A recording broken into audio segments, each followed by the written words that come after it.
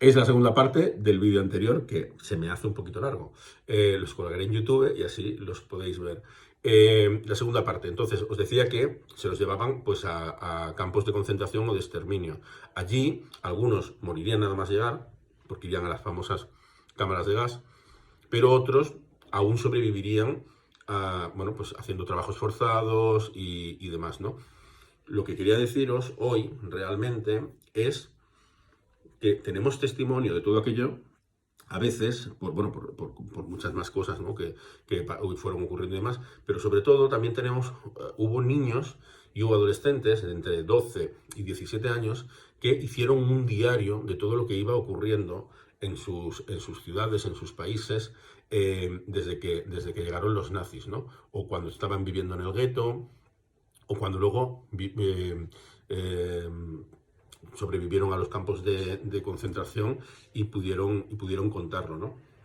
Concretamente, hoy es esto de lo que quiero hablaros, ¿no? De los diarios.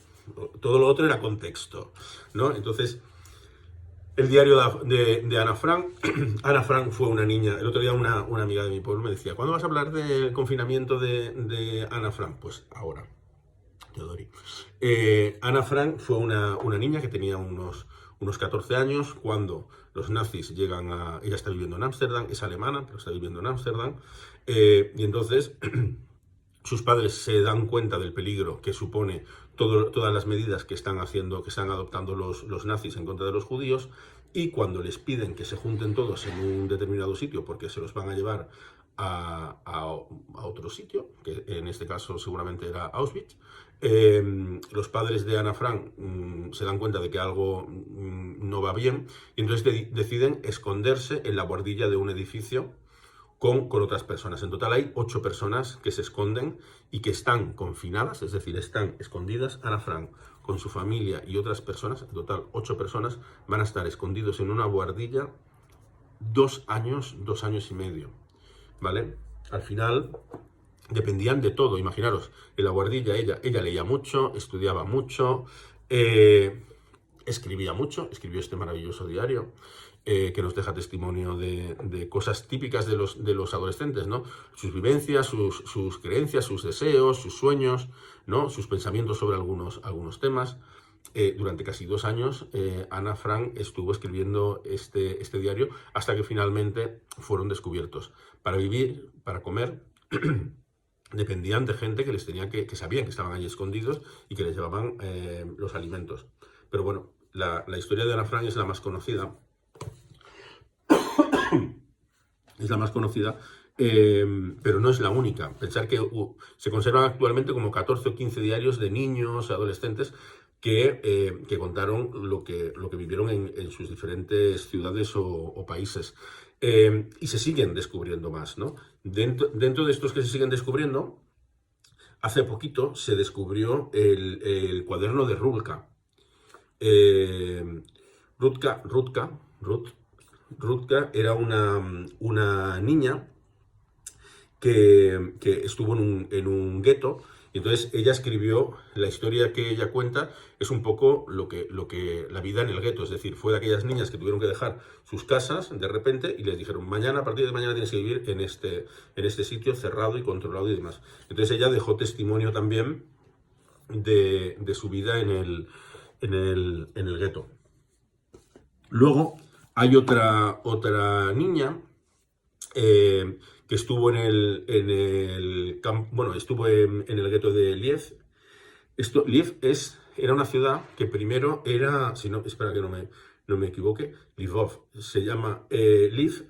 Yo he estado este año pasado en Liev. Es una ciudad que actualmente o que era de Polonia y ahora es de Ucrania. Ahora es de Ucrania, pero antes era polaca, ¿vale? Es decir, era de Polonia y ahora es ucraniana. Y entonces es una ciudad muy bonita, a propósito, donde había una comunidad judía bastante importante y como pasó en muchos sitios de Europa, está totalmente desaparecida. Es decir, fue totalmente exterminada. Ella cuenta cómo vive en un gueto. Del gueto la llevan a un campo de concentración y en el campo de concentración logra escaparse. Entonces, cuando se escapa, hay un señor que la anima a escribir cómo había vivido en el gueto y en el campo de concentración. Hay otra historia más que tengo por aquí, que es el diario de Ryuka, que suena un poco igual, pero no. Ryuka era una niña que vivía en una ciudad, también es un poco difícil de pronunciar para mí, pero se llama Lodz. Lodz era una ciudad súper próspera, era una ciudad súper moderna de Polonia. Muy industrial, con mucho tema dedicado a la industria y demás. En Lodz se crea un gueto que será el segundo gueto más grande después del el gueto de Varsovia.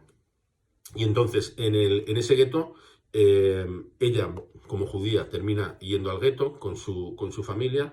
Su padre morirá un día, pues sale a comprar o a trabajar o lo que sea, y los alemanes le pegan una paliza y lo matan. Su madre morirá de una enfermedad, también dentro del gueto, y posiblemente de inanición también, es decir, por falta de comida. Y esta chica, pues al final continúa, es decir, su vida continúa, termina yendo a Auschwitz, es decir, ella sufre bastante y cuenta un poco aquí su historia. Lo curioso del gueto de Lodz es que fue el único gueto, a ver si encuentro mi carta, fue el único gueto.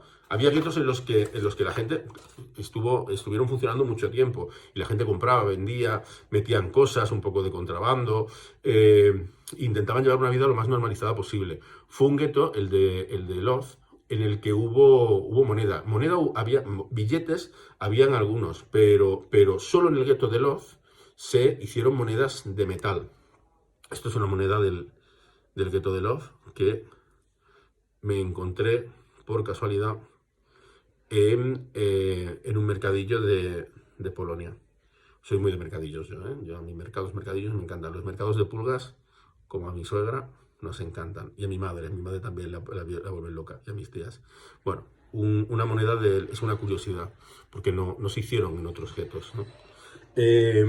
Luego he dejado para el final, seguramente me dejo alguno, seguro, 1, 2, que los he hablado de todos.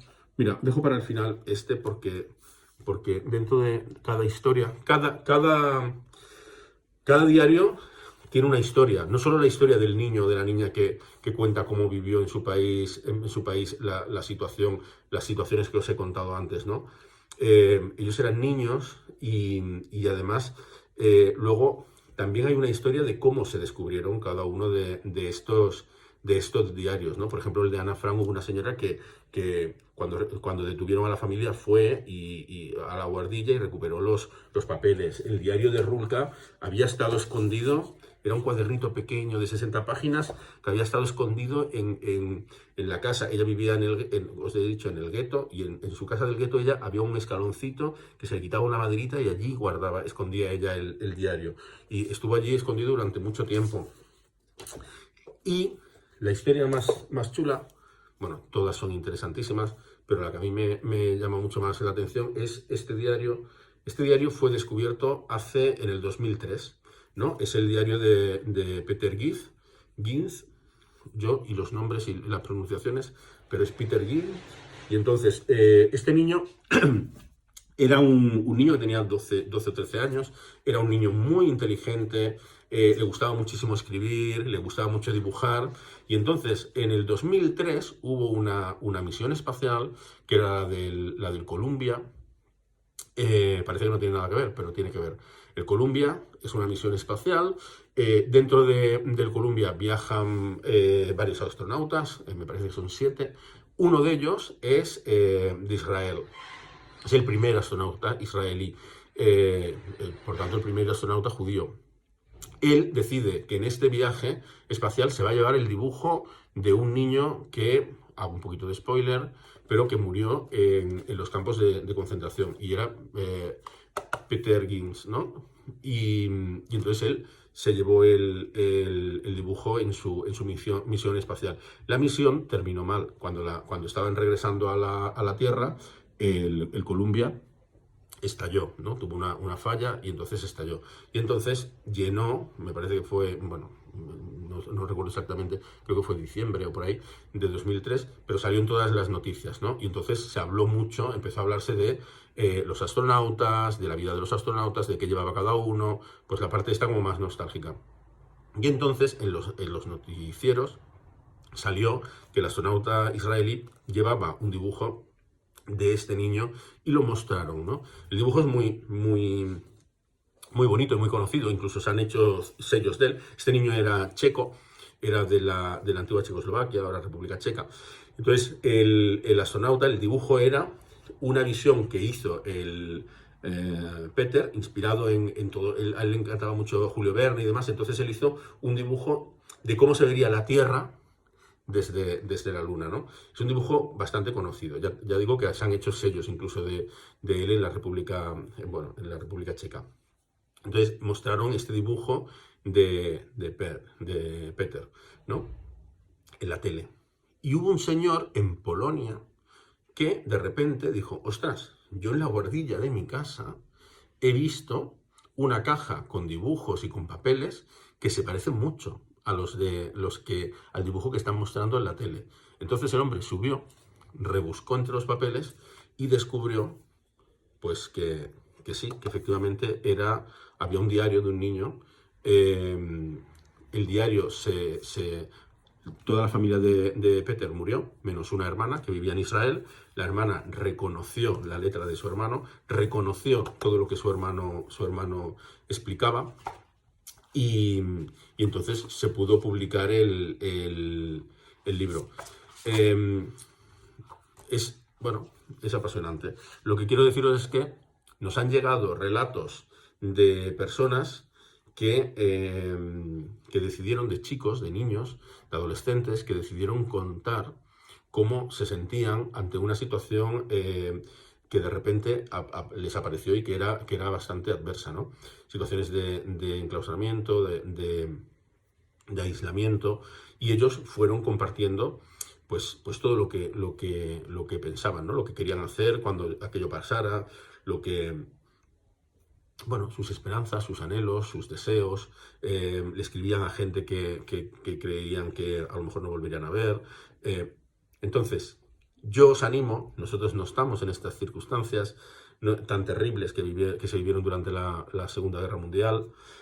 Nosotros no estamos en las circunstancias de estos niños y de estas niñas, pero sí que os animo a que, sabiendo que esto que estamos haciendo va a terminar, va a pasar, pero no sabemos si va a ser dentro de 2 semanas o de 4, yo lo que os animo es a que escribáis, que leáis alguno de estos maravillosos diarios.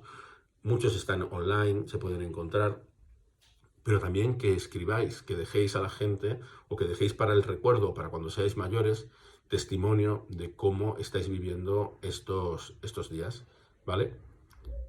Un beso fuerte, me he alargado mucho, pero es que yo soy de hablar y de abrazar y de dar besos. Nos vemos pronto.